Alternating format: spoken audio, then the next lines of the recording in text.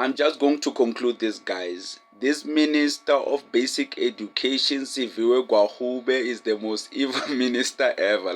Let's just conclude that, because now she's refusing to pay teachers, assistants, and general workers. Imagine, it's the 5th of October and schools are closed and people are broke. I know some individuals might think that I'm being hyperbolic, I'm exaggerating, but I'm really not. I've been following this minister for the past year and she's been doing all sorts of crazy things.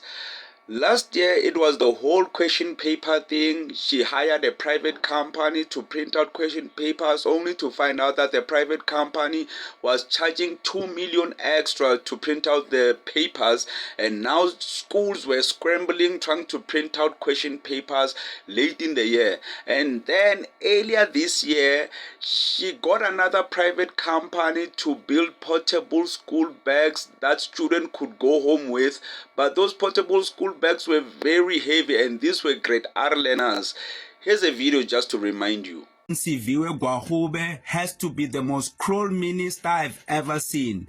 She's so cruel and mean that she is making students that are in the rural areas, she basically bought them tables that are portable, but the tables, they have to carry them home. And these students are grade R students. Imagine that. These things are very heavy. Look how heavy they are. The idea behind these mobile desks is to make life easy for the learners and teachers.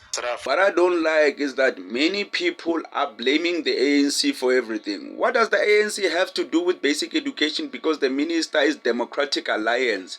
Even Sihle Lonzi, a fighter, economic freedom fighter, and is part of the student part of the EFF, but he said, we have been aware of the delays and non-payment of over 150,000 education and general education assistants.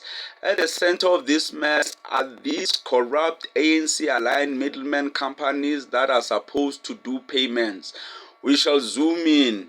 We don't need middlemen. Sihle Lonzi is wrong twofold, but let's just read to correct him.